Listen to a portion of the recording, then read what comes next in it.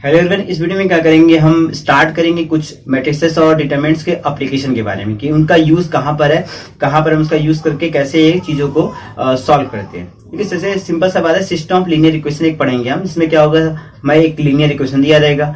हमने linear equation 1 variable में पढ़ा हुआ है, उसको सॉल्व करना सीखा है। 2 वेरिएबल भी सीखा, उसको सॉल्व करना सीखा है। जो 3 वेरिएबल का आता है, मतलब इसमें x, y और z रहे, उनको कैसे सॉल्व करके हम क्या करेंगे, वैल्यू x, y, z की निकालेंगे, उसको हम डिटरमिनेंट और मैट्रिसेस के थ्रू मतलब उसके हेल्प से सॉल्व करेंगे। सिंपल सी बात है, आपको कोई मैंने लीनियर इक्वेशन दिया ऐसा, a1x b1y c1z और d इक्वल टू d1। दूसरा a2x b2y c2z equal to d2। और तीसरा है a3x b3y plus c3z equal to d3। और आपसे कहूं कि इसको सॉल्व करके बताइए x और y z, तो आपके लिए थोड़ा बहुत ही मुश्किल होगा कि इसको सॉल्व करके कैसे हम x y z को बताएं।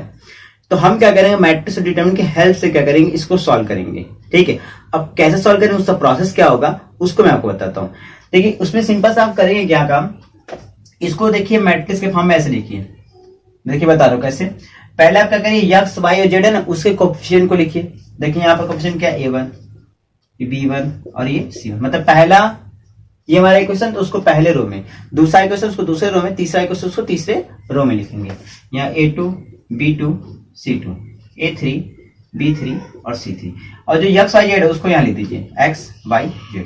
एक तरह से कहा जाए तो मैंने इसे इस पूरे इक्वेशन को दो, मतलब इस इधर LHS वाले का, LHS नहीं LHS वाले को दो मैट्रिक्स के मल्टीप्लिकेशन में ब्रेक कर दिया। ये 3x3 का और ये 3x1 का मल्टीप्लाई करेंगे तो पॉसिबल है मल्टीप्लिकेशन, और मल्टीप्लाई करके हमको ये मिलेगा। मतलब इसको मैट्रिक्स के फॉर्म में ऐसा लिख सकते हैं। इसको भी लिख दीजिए जैसे d1 d2 और d।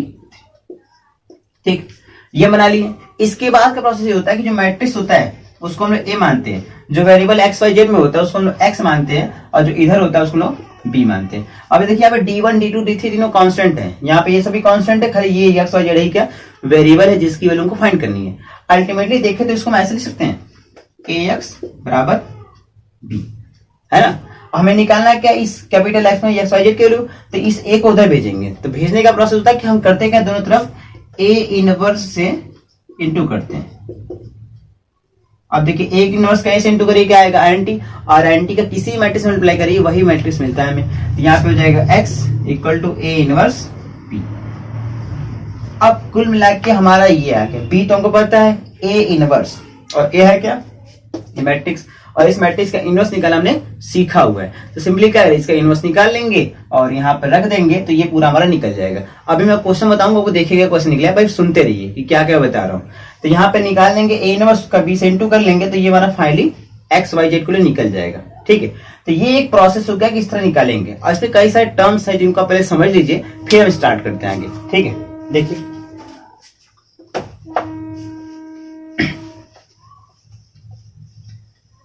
देखिए इसमें एक वर्ड आएगा कंसिस्टेंट। कंसिस्टेंट, ये ना आपने क्लास 10th में लीनियर इक्वेशन पढ़ा था, उसमें सुना है। कंसिस्टेंट का मतलब जिसके पास एक ऐसा इक्वेशन जिसके पास सॉल्यूशन होगा, एक होगा या एक से ज्यादा होगा, एक से कम मतलब जीरो, ऐसा नहीं कि सॉल्यूशन नहीं होगा, सॉल्यूशन होगा, या तो एक होगा या तो एक से ज्यादा होगा, मतलब सॉल्यूशन होना ही चाहिए उसके पास, तभी क्या होगा, कंसिस्टेंट। अब एक हो इनफाइनाइट हो मतलब नहीं, सॉल्यूशन है तो कंसिस्टेंट। दूसरा आता है, ये तो पहला था, दूसरा आता है इनकंसिस्टेंट। इनकंसिस्टेंट का मतलब जिसके पास सॉल्यूशन हो ही ना, जीरो, जिसका कोई सॉल्यूशन नहीं होगा उसे बोलेंगे इनकंसिस्टेंट। ठीक है, अब इसका इसमें कैसे यूज है, बात ये आता है, तो इसको भी समझ लीजिए आप। इसके पहले देख लीजिए आप, दो चीजें और समझ लीजिए। इसमें दो चीजें हम पढ़ेंगे, दो सिस्टम पढ़ेंगे। एक पढ़ेंगे क्या, होमोजीनियस, क्या पढ़ेंगे, होमोजीनियस सिस्टम ऑफ इक्वेशन, और दूसरा पढ़ेंगे non homogeneous, homogeneous system of मतलब सेम इक्वेशन। दो पढ़ेंगे हम, होमोजीनियस सिस्टम ऑफ इक्वेशन और नॉन होमोजीनियस। अब बात है कि हम कैसे पहचानेंगे कौन सा हमारा सिस्टम है, होमोजीनियस कि नॉन होमोजीनियस। सिंपल सी बात है, मैंने अभी आपको दिखाया था ना, ax इक्वल टू b लिखा था, और b हमारा क्या था, ये था d1 d2 और ये d3 था, ये सॉरी यहाँ कर दीजिए, कहेंगे इसमें हो गया, b हमारा ये था ना, d1 d2 d3।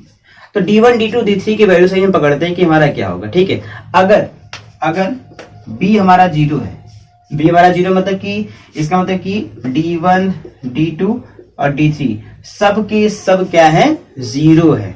ठीक है, मतलब कोई भी हमारा वहां पे और अदर कोई कांस्टेंट नहीं, केवल 0 ही है। अगर 0 है तो उसे हम बोलते हैं क्या, होमोजीनियस। क्या बोलते हैं, होमोजीनियस। जैसे ऐसे लिखा है 2x + 3y + 5z = 0, x + y + z = 0 और -x + y + z = 0। तीनों ही 0 होना चाहिए तभी बोलेंगे होमोजीनियस। ठीक है, इसको बोलते हैं क्या, होमोजीनियस। ठीक है, दूसरा आता है नॉन होमोजीनियस। कब, जब b क्या होगा, मतलब कि नॉट इक्वल टू 0, मतलब 0 ना हो। ठीक है, 0 का अलावा कुछ भी हो रहा है कि 0 ना हो, तो हम पढ़ेंगे क्या, तब करेंगे नॉन होमोजीनियस। तो पहला हम पढ़ेंगे नॉन होमोजीनियस, उसके बाद फिर नेक्स्ट वीडियो में पढ़ेंगे क्या, होमोजीनियस के बारे में। तो मेनली जो आपको पढ़ना है नॉन होमोजीनियस का पढ़ना है कि आप जानते हैं होमोजीनियस भी क्या होता है, क्योंकि एंट्रेंस एग्जाम को तैयारी करना ही है, तो ऑटोमेटिकली इसमें आता ही आता है। मैं भी इसमें ग्रामर रूल वगैरह ही बताऊंगा, उसको कह सकते हैं। तो ऑटोमेटिकली आप सारा चीजें इसमें डिस्कस कर लेंगे, आपको पूरा क्लियर हो जाएगा। ठीक है, तो अब हम यहाँ से क्या करेंगे, स्टार्ट करेंगे क्वेश्चंस को करना, ताकि वो आपको क्लियर हो जाए कि कहाँ से क्या करते हैं। ठीक है, उसके पहले एक चीज आप समझ लीजिए, 2-3 टर्म्स इसमें, किसमें, नॉन होमोजीनियस में। ठीक है, देखिए सिंपल सा रहेगा हमारे पास, हमको x = क्या, a इनवर्स b निकालना रहेगा। ठीक है, तो इसमें देखिए 2-3 प्रोसेस है। ठीक है, करने के बता दे रहा हूं क्या क्या। पहला, आपको पहला काम करना है क्या है, डिटरमिनेंट निकालना है a। अगर नॉट इक्वल टू 0 आएगा तो कहेंगे क्या, यूनिक सॉल्यूशन। किसके पास, इस सिस्टम एप्लीकेशन के पास यूनिक सॉल्यूशन होंगे। क्या बता रहा हूं, ध्यान देखिएगा, नॉन होमोजीनियस के लिए बता रहा हूं। ठीक है, किसके लिए, नॉन होमोजीनियस के लिए। ठीक है, नॉन होमोजीनियस, इसमें क्या, b नॉट इक्वल टू 0 है ना, उसके लिए। तो डिटरमिनेंट नॉट इक्वल टू 0 रहेगा तो यूनिक सॉल्यूशन। दूसरा केस है, अगर डिटरमिनेंट हमारा क्या आ गया, 0 आ गया, क्योंकि देखिए हमको निकालना a इनवर्स है, तो पहला काम तो यही करेंगे, डिटरमिनेंट निकालेंगे। अगर नॉट इक्वल 0 आएगा तो यूनिक सोल्यूशन हो जाएगा। अगर 0 आ गया उस केस में कहेंगे, तो उस केस में आप 2 चीजें करेंगे। पहला काम करिए क्या, adjoint of a into b निकालिए। ठीक, 2 चीजें हो सकती हैं, या तो 0 आएगा तो नहीं तो 0 आएगा, आप निकालिएगा। अगर 0 आ गया तो ये हो जाएगा इनफाइनाइटली मेनी सोल्यूशन। ठीक है, अगर 0 आ गया तो इनफाइनाइटली मेनी सोल्यूशन। और दूसरा, अगर adjoint of a into b not equal 0 आया तो क्या कहेंगे, नो सोल्यूशन। ठीक, अब देखिए 2 चीजें, सोल्यूशन है, सोल्यूशन नहीं है। सोल्यूशन होगा तो क्या होगा, कंसिस्टेंट, मतलब ये कंसिस्टेंट होगा, ये भी कंसिस्टेंट होगा। क्यों, क्योंकि यूनिक सोल्यूशन मतलब सोल्यूशन है, इनफाइनाइट मतलब सोल्यूशन बहुत सारे हैं। सोल्यूशन तो है, अब सोल्यूशन तो क्या बोलते हैं, कंसिस्टेंट। और ये क्या, नो सोल्यूशन, तो ये क्या होगा, इनकंसिस्टेंट। ठीक है, तो इधर देखिए कहीं ये पूछता है कि शो करिए कि इसके पास कंसिस्टेंट सोल्यूशन है, इनकंसिस्टेंट सोल्यूशन पूछता है ऐसा। तो कंसिस्टेंट का मतलब सोल्यूशन है, निकालिएगा। अब उस कंसिस्टेंट में क्या है, अगर डिटरमिनेंट नॉट इक्वल 0 तो आप सीधे कहेंगे यूनिक सोल्यूशन है। अगर 0 नहीं है तो आप इसको निकालेंगे, और ये अगर 0 आ गया तो कहेंगे इनफाइनाइटली मेनी सोल्यूशन है। यही 3 कंडीशन है, इसी में हम लोग सवाल को हल करेंगे। तो अब स्टार्ट करते हैं क्वेश्चन। देखिए वहां से आपको और चीजें जो नहीं आपको समझ आई होंगी वो ऑटोमेटिकली वहां से क्लियर हो जाएंगी। ठीक है, अब आइए मैं एनसीईआरटी कुछ और आगे क्वेश्चन करते हैं। देखिए पहला क्वेश्चन हमारा ये है, कह रहे examine consistency of the system of equation. जो सिस्टम ऑफ इक्वेशन दिए इसमें कंसिस्टेंसी देखना कि कौन सा कंसिस्टेंट है, कौन सा इनकंसिस्टेंट है। तो मैंने आपको बताया, पहले आपको सिस्टम ऑफ इक्वेशन दिया है, पहला आप करिए इसका मैट्रिक्स बना लीजिए। मैट्रिक्स फॉर्म देखिए इसका क्या होगा, ये देखिए कोएफिशिएंट पर ले लीजिए x और y का, ये 1 2, यहाँ पर 2 और 3, और ये क्या x, ये y, और इक्वल टू क्या बनेगा 2 और 3। अब ये हमारा a होता है, तो a हमारा कितना है 1 2 2 3। हमको a से ही मतलब है, क्योंकि हम पहले क्या करेंगे, उसी का डिटरमिनेंट निकालेंगे। ये तो हमारा x हो जाएगा, हमारा b हो जाएगा, सिंपल सा। तो हम कह देंगे हाँ चलो ax इक्वल टू b है, तो x इक्वल टू कितना होगा, a इनवर्स b हो जाएगा। अब a इनवर्स के लिए चाहिए क्या, डिटरमिनेंट। पहला काम करिएगा, डिटरमिनेंट निकालिए। निकाले इसका डिटरमिनेंट कितना आएगा, देखिए ये आ जाएगा 3 - 4 equal to -1, not equal to 0 है। और डिटरमिनेंट जब हमारा क्या नॉट इक्वल टू इसका 0 आ जाएगा मैट्रिक्स का, उस कंडीशन में हम कहते हैं इसका यूनिक सोल्यूशन होगा। और इसका यूनिक सोल्यूशन तो क्या होगा, कंसिस्टेंट। सीधे लिख देंगे, so it has unique solution and so it is consistent. ये हमारा काम खत्म हो जाएगा। ठीक, चलिए तो ये एक हो गया हमारा। दूसरा क्वेश्चन देखते हैं हम लोग। तो इसमें कुछ और नहीं करना, सिंपल चेक करना था कंसिस्टेंट है कि इनकंसिस्टेंट। अब इसका निकाल, देखिए इसका पहले मैट्रिक्स फॉर्म बनाएंगे तो क्या आएगा 1 3 2 6, यही बनेगा। इसका निकालिए डिटरमिनेंट कितना आएगा 6 और -6, 0 आ गया। अब 0 आ गया तो आप तुरंत नहीं कर देंगे इनकंसिस्टेंट या कंसिस्टेंट, आप पहले क्या करेंगे चेक करेंगे। मैंने बताया था जब भी डिटरमिनेंट 0 आएगा तो दो केस बनते हैं, निकालते क्या है adjoint of A into B निकालते हैं, ठीक है। ये निकालते हैं, 0 आया तो इनफाइनली मैनी सोल्यूशन, तब कंसिस्टेंट। अगर नॉट इक्वल 0 आ गया तो कहते हैं इनकंसिस्टेंट। तो हमको इसे निकालना पड़ेगा, तब जाके आप फाइनली कह पाएंगे कि क्या हो कंसिस्टेंट या इनकंसिस्टेंट। तो आइए हम इसका निकाल देखते हैं फाइनली क्या आता है इसका, ठीक है। तो इसको हम लोग पहले क्या करते हैं मिटा देते हैं, इस मैट्रिक्स ए का निकाल लेते हैं एडजॉइंट, ठीक है। तो निकालिए लाइन से, C11 कितना आएगा 6, C12 कितना आएगा देखिए -2, C21 कितना आएगा -3, C22 कितना आएगा 1। अब यहाँ से बनाएंगे हम लोग क्या मान लेते हैं, C इक्वल टू बना लेते हैं एक मैट्रिक्स 6 -2 -3 1, फिर ये इंप्लाई कर देगा एडजॉइंट ऑफ ए कितना होगा C का डैश, तो कितना होगा 6 -2 -3 और 1, ठीक। अब सिंपली क्या करेंगे मल्टीप्लाई कर लेंगे इसको, हम लोग मल्टीप्लाई करेंगे adjoint of A into B को, तो बी हमारा क्या है 5 8 होगा मैट्रिक्स। तो यहाँ पर लिख करके इसको मल्टीप्लाई करके हम चेक कर लेते हैं। मैं यहाँ पे इसको रखता जरा, इसका काम नहीं है ना। तो देखिए यहाँ से adjoint of A into B निकालेंगे, तो ये ए कितना है हमारा एडजॉइंट ऑफ ए 6 -3 -2 1, अब बी हमारा कितना, यही हमारा जो 5 8 है ना, यही हमारा बी है, ठीक है। तो ये बी हो गया, करिए मल्टीप्लाई, देखिए कितना आता है। तो ये 6 5 पे कितना हो जाएगा 30, और ये कितना आ जाएगा हमारा सिंपल सा -24, और ये देखिए कितना होगा -10, और ये कितना होगा 8। ये आपको साफ साफ दिख रहा होगा 6 आ जाएगा, ये हमारा -2 आ जाएगा।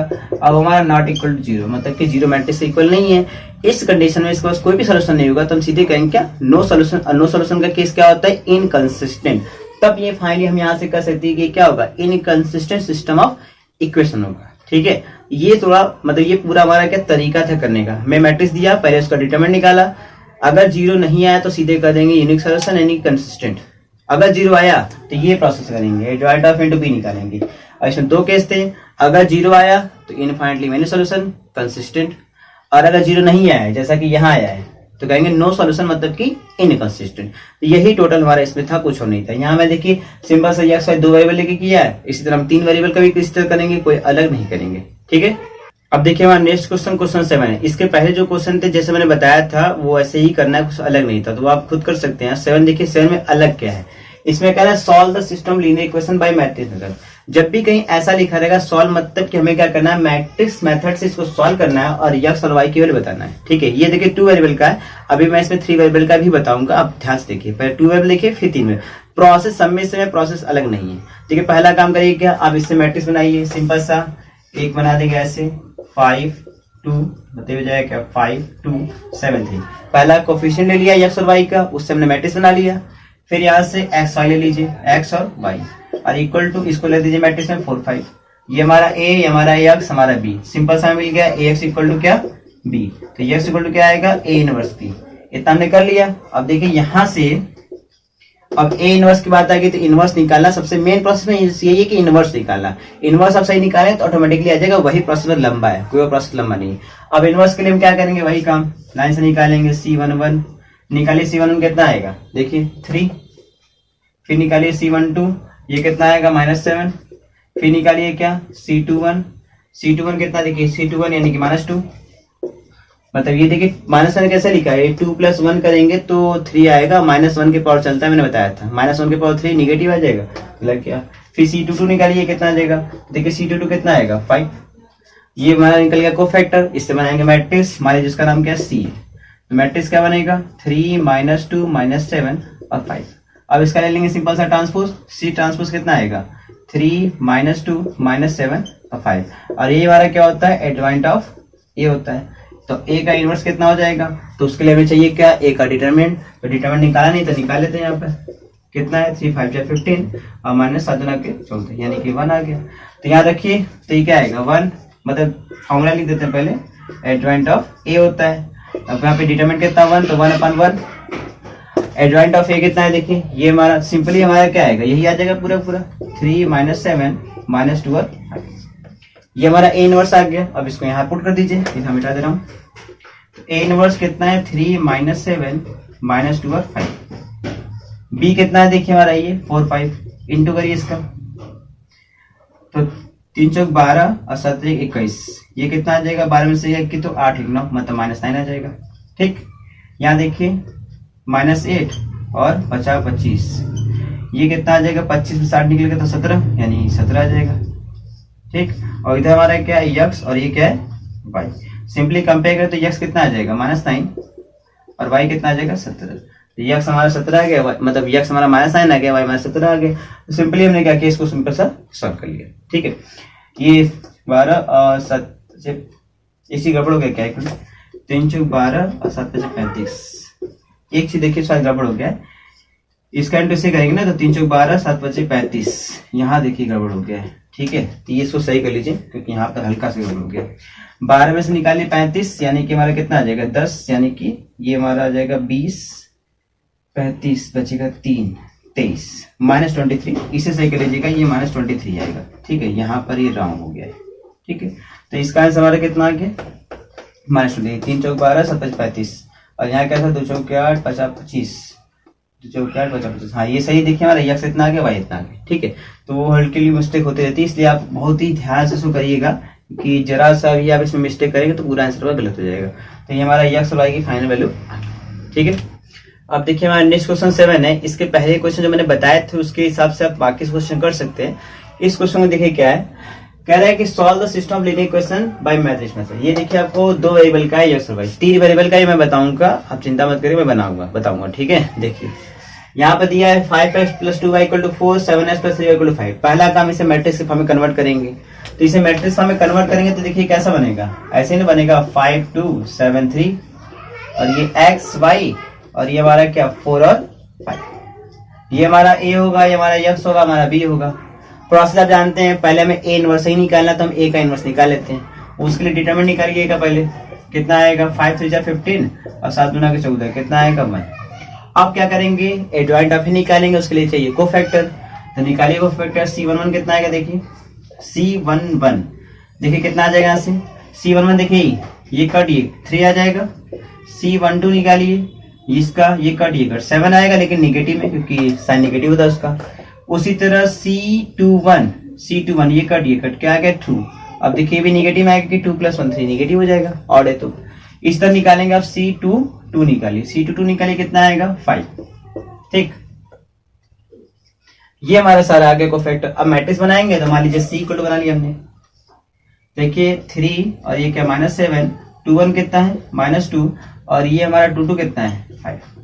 ठीक, तो ये फाइनली हमारा क्या आ गया, ये हमारा आ गया क्या C आ गया। अब हम क्या करेंगे, यहाँ से इसका एडजॉइंट ऑफ ए निकालेंगे, तो इम्प्लाई क्या करेगा, एडजॉइंट ऑफ ए जो होगा वो C' के इक्वल होगा। C' देखिए कितना होगा 11 12 21। ठीक है, इसका C' कितना आ जाएगा 3 -7 और -2 और 5।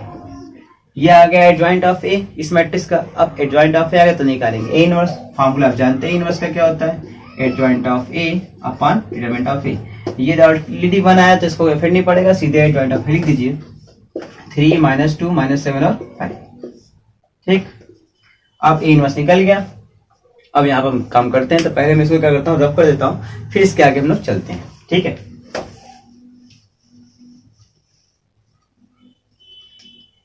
यहाँ देखिए -2 था, ध्यान रखिएगा। ठीक है, चलिए तो यहाँ पर सिंपली यहाँ से x निकालेंगे तो क्या आता है, a इनवर्स b आता है। तो यहाँ पे a इनवर्स कितना हमारा है 3 -2 -7 5, b हमारा कितना है 4 और 5। इसको निकालिए, देखिए कितना आता है, इसको निकालिए 3 चौक 12 हो जाएगा और 5 दूना के 10। ठीक, 7 चौक 28 -28 और यहाँ देखिए 50 25 हो जाएगा ना। तो ये कितना आ जाएगा 2 और ये कितना आ जाएगा -3। तो सिंपली यक्स कंपेयर कर लीजिए, यक्स के प्लेस पे क्या है, यहाँ पे देखिए यक्स वाई रहता ही है, तो यक्स के प्लेस पे क्या है 2 और वाई के प्लेस पे क्या है -3। तो यक्स की वैल्यू कितनी हो जाएगी 2 और वाई की वैल्यू कितनी हो जाएगी -3। तो ये फाइनली हमने सॉल्व कर लिया, यक्स वाई हमारे आ गया। अब इसके आगे हम क्या करेंगे, 3 वेरिएबल के भी सॉल्व करते हैं। ठीक है, तो पहले इसको रफ कर लेते हैं। अब देखिए हमारा नेक्स्ट क्वेश्चन 11 है, इसे देखिए क्या सॉल्व करेंगे। देखिए मैं 3 वेरिएबल का है x y z। पहला काम तो इसे मैट्रिक्स फॉर्म में कन्वर्ट करेंगे। देखिए मैट्रिक्स फॉर्म में क्या लिखेंगे इसे हम लोग, इसे लिखेंगे हम वैसे 2 1 1। कोफिशिएंट जस्ट उठा लीजिए आप, कोफिशिएंट देखिए क्या क्या है 1 यहाँ पे क्या है -2, उसके साइन से उठाइएगा -1, और फिर यहाँ पे क्या है 3। देखिए यहाँ पर यक्स का कोफिशिएंट इसमें नहीं दिख रहा तीसरे वाले में ना, जब यक्स का कोफिशिएंट नहीं होगा तो उसे क्या लेंगे, उससे हम सिंपली 0 कंसीडर कर लेंगे। y वाला 3 आ जाएगा, z वाला क्या -5 हो जाएगा, ठीक। और ये हमारा x y z, और ये हमारा क्या दिया हुआ है देखिए 1 3/2 और ये 9। देखिए कभी कभी क्वेश्चन ऐसा भी रहता है, कुछ ऐसे लिख देगा y - x + z। तो देखिए आपका इक्वेशन कैसा बताया मैंने, x फिर y फिर z आता है, तो आप इसको रीअरेंज करिएगा। इस बात का बहुत खास ध्यान रखिएगा कि हो सके आपको पलट के भी दे दे, तो इस बात का बहुत ध्यान रखना, अक्सर इसमें गलत हो जाता है। इसे क्वेश्चन को ध्यान से पढ़ के कंपेयर कर लीजिएगा, कोई लिखने क्वेश्चन किस फॉर्म में वाकई होता है, जिस फॉर्म में होता है उसी फॉर्म में होना भी चाहिए, ठीक है। अब चलिए तुम्हारा हो गया, आपको दिख ही रहा होगा ये हमारा a है, ये x है और ये b है। तो हमें क्या करना पड़ेगा, पहला प्रोसेस a का इनवर्स तो निकालते हैं, उसके पहले a का डिटरमिनेंट निकालते हैं। तो निकालिए a, देखिए कितना आएगा, ये 2 10 और +3 -1, ये कट ये आ जाएगा -5 और -0 खत्म। फिर आएगा +1, देखिए 3 और ये सिंपली आ जाएगा 0।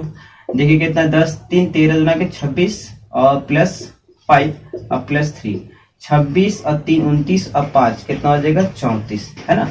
26 3 26 और 5 31 3 34, 34 हमारा आ गया डिटरमिनेंट। अब निकालेंगे लाइन से क्या, कोफैक्टर, फिर से बनाएंगे मैट्रिक्स। तो पहला काम क्या कर लेंगे हम, कोफैक्टर निकालेंगे। जैसे लाइन से निकालेंगे, इसके टोटल कितने 9 एलिमेंट, तो कितने कोफैक्टर होंगे 9 कोफैक्टर हो जाएंगे। तो ये निकालते हैं लाइन से। तो ये इसको हम एक जगह लिख लेते हैं रब करके, क्योंकि ज्यादा बड़ा हो जाएगा तो फिर जगह नहीं मिलेगा हम लोगों को करने के लिए। तो डिटरमिनेंट लिख लेते हैं, यहाँ पर कितना आया है 34, और विन ने क्या नॉट इक्वल टू 0 है, तो इनवर्स तो एग्जिस्ट करेगा ही करेगा। तो देखिए C11 निकालिए कितना आएगा, C11 ये 10 और इधर 13 आया था, लिख देते हैं डायरेक्ट।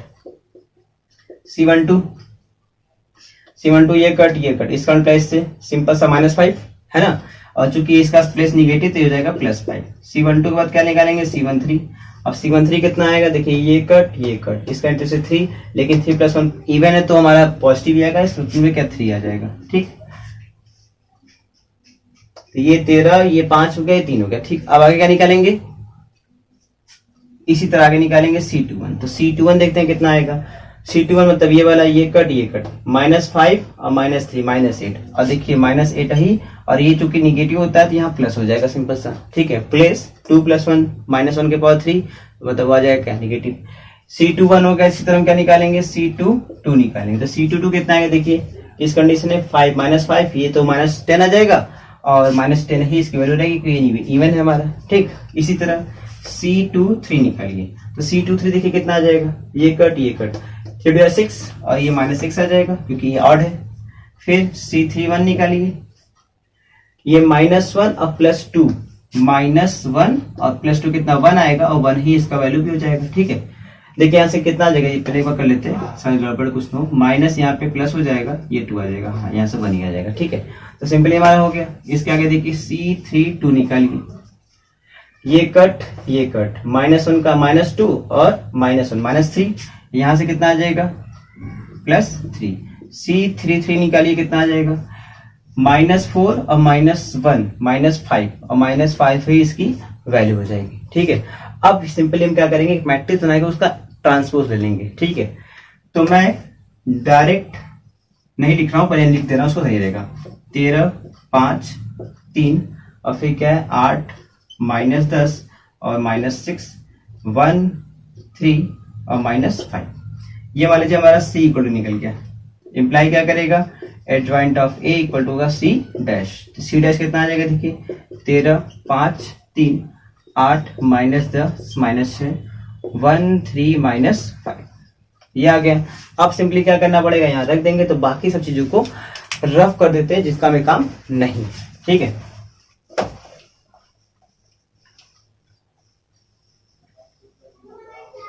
तो सिंपली ये हमारा एडजॉइंट ऑफ A हो गया, ठीक।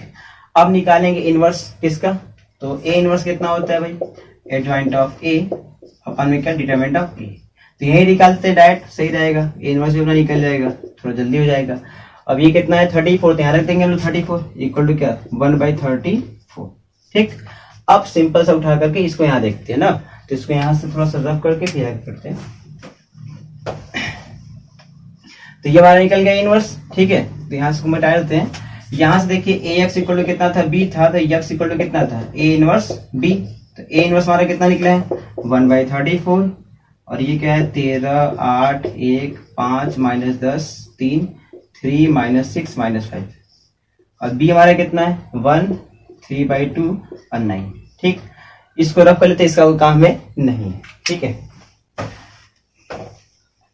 अब आइए देखिए, सिंपल से पहले इसका मल्टीप्लाई कर लीजिए, फिर लास्ट में इसको करिएगा, ज्यादा अच्छा रहेगा। तो ये करते हैं, तो 1/34 ऐसे लिख लीजिए। अब इसे लिखिए, 13 × 1 से 13 आएगा, 8 का करेंगे तो 2 चौके 8, 4 3 12 हो जाएगा, प्लस में और प्लस 9 हो जाएगा। ठीक, यहाँ करिए 5, ये 10 करेंगे तो 5 3 15 -15 आ जाएगा, और 9 3 27 हो जाएगा।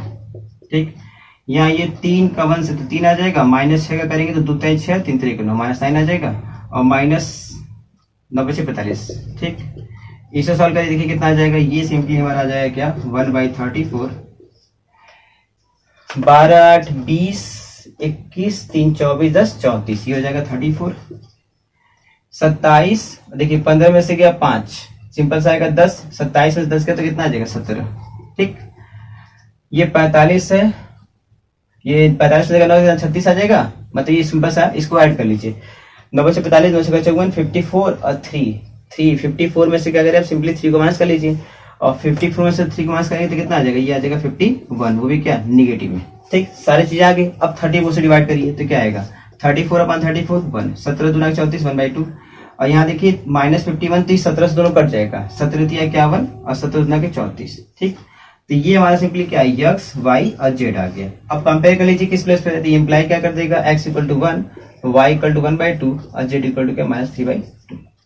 ठीक, इस तरीके से हमने देखा कि 3 वेरिएबल के इक्वेशन कैसे सॉल्व करेंगे मैट्रिक्स और डिटरमिनेंट की दोनों की हेल्प से। ठीक है, तो ये फाइनली हमारा हो गया।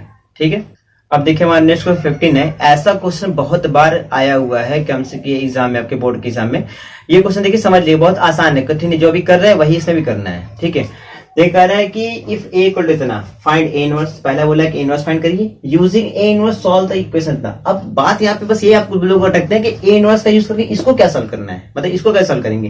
तो इसको कुछ नहीं, जैसे आप सॉल्व करते हैं उससे सॉल्व करना है, आपको पता है ना। अभी इसको सिंपली कोएफिशिएंट मैट्रिक्स में अलग करेंगे, ए बनाएंगे, एस बनाएंगे, बी बनाएंगे, वहां ए का इनवर्स निकालेंगे।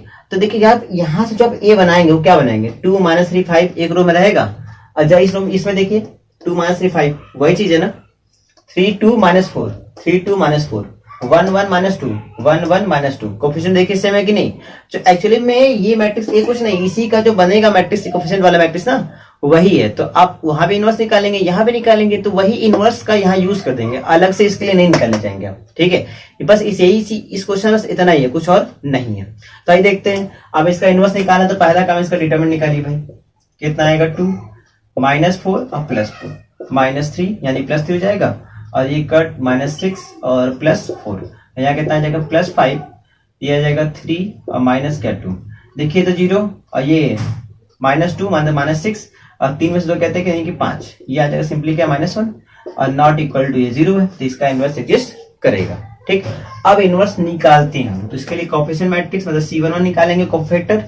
तो निकाली लाइन से कोफैक्टर कितना आएगा, ये तो हमारा सिंपली को दिखा था 0 आया था। ठीक, C12 निकालिए, C12 हमारा देखिए यहाँ से निकला था कितना 6 आया था ना, यहाँ पे निकाल के देखिए दोबारा वही आएगा। ठीक है, कुछ और नहीं आएगा।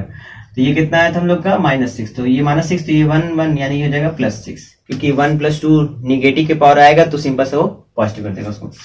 यहाँ से C13 निकालिए, कितना आ जाएगा C13 यही 5 आ जाएगा। ठीक है, अब इसके बाद यहाँ से सॉरी 5 नहीं, यहाँ पे C13 हमारा 1 आ जाएगा। ठीक है, फिर निकालिए C21, तो C21 कितना होगा देखिए, तो C21 निकालेंगे यहाँ से, देखिए कितना आ जाएगा, ये आ जाएगा 6 और -5 यानी कि 1। ठीक है, और इसका प्लेस क्या होता है निगेटिव, तो ये आ जाएगा निगेटिव। ठीक, C21 के बाद निकालेंगे C22, तो C22 देखिए कितना हो जाएगा, ये -4 और -5 यानी कि +5 यानी क्या आ जाएगा 1, और प्लेस में हमारा पॉजिटिव होता है। C31 निकालिए, देखिए कितना आएगा, 4 3 12 5 जाएगा 10 2 आएगा, लेकिन इस प्लेस क्या होता है निगेटिव, तो आ जाएगा -2 सॉरी +2 आएगा कि पॉजिटिव होता है। तो ये हमारा 2 आ गया, फिर निकालेंगे क्या C32, अब C32 निकालिए कितना आ जाएगा, ये का टिकट -8 और 5 3 15 -8 और माइनस यहाँ पे देखिए कितना आएगा, ये हमारा -8 हो जाएगा, और ये हमारा कौन सा C32 है ना, ये कट हाँ, 4 दूना 8 यहाँ से आ जाएगा और 5 3 15 यहाँ से आ जाएगा -15। 15 8 कितना हो जाएगा 23, मतलब -23 आ जाएगा। ठीक है, तो ये हमारा C32 आ गया। इसी तरह देखिए C2 का साइन क्या होगा, निगेटिव तो हो जाएगा पॉजिटिव ही। ठीक, इसके बाद निकालेंगे C33। C33 देखिए कितना आ जाएगा, तो ये 4 और प्लस 9 4 13, अब 13 आएगा, इसका साइन पॉजिटिव है तो पॉजिटिव आएगा। ये हमारा सारे को फैक्टर निकल गया। अब इससे मैट्रिक्स का निकाल के क्या ट्रांसपोज निकालते, तो मैं डायरेक्ट करके एडजॉइंट ऑफ ए निकाल रहा हूं। अब डायरेक्ट मतलब जो ऐसे लिखे तो उसको ऐसे लिख देंगे, हो जाएगा। तो क्या आ जाएगा 0 6 1 -1 1 और C1 2 1 और 2 2। हाँ देखिए एक चीज यहाँ पे छूट गई है, C23 मैंने नहीं निकाला, तो उसको मैं निकाल दे रहा हूँ। C23 देखिए कितना होगा, C23 छूट गया है। ठीक है, C23 मतलब इसका ये कट तो ये 2 हो जाएगा और ये हमारा क्या +3 हो जाएगा, यानी कि 5 आ जाएगा ना। तो 5 और 2 3 वाला साइन क्या होता है, निगेटिव आ जाएगा यहाँ पर -5। तो यहाँ पे लीजिएगा क्या -5। अब बाकी सब तो निकाला हमने 3 1 3 2 सब कुछ। तो ये कितना है 2 और ये कितना है +23 और ये कितना है 13।